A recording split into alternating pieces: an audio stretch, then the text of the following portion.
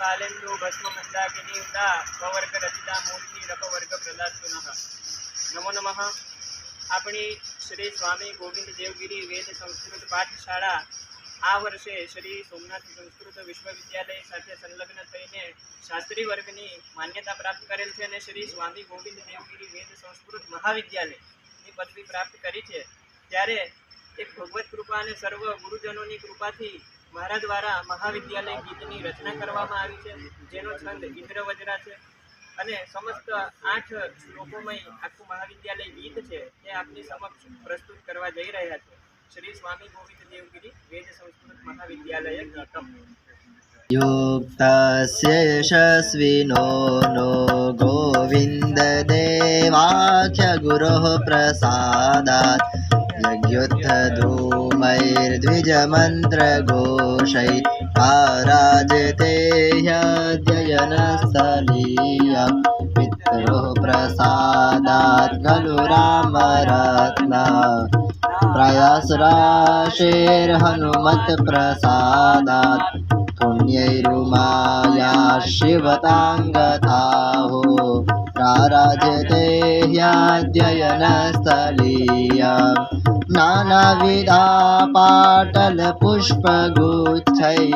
हृद्यानमध्ये शशकाननैश्च सूर्यादिमुख्यैर्ग्रहदैवतैश्च राराजते ह्यध्ययनस्थलीया घोषैश्च गानैर्यजुषश्च साम्नः एकाकलैकोकिलकाकलिभिः देदीप्यमाने हच यज्ञशाला राराजते ह्यध्ययनस्थलीया शम्भुर्हरेश्चाजितदेवतानां राकेश राकेश महोदयानां श्वेताख्यया चन्द्रिकया विशुद्धा राराजते ह्यध्ययनस्थलीया वेदेषु विज्ञानमहो विशोध्य मोदान्विता यत्र तु शास्त्रीवर्याः संगीतसाहित्यकलादियुक्ता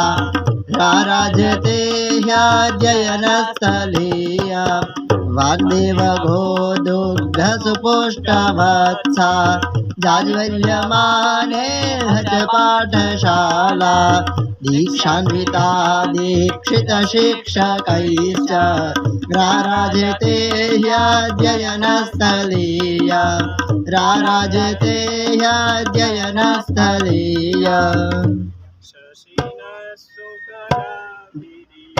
सकला सकला शिवहास्यसिता मुदिता श्रवणैर्मननैः स्मरणैः सफला सुफला च सदा भुवि दीप्तिमती सुफला च सदा भुवि दीप्तिमती सुफला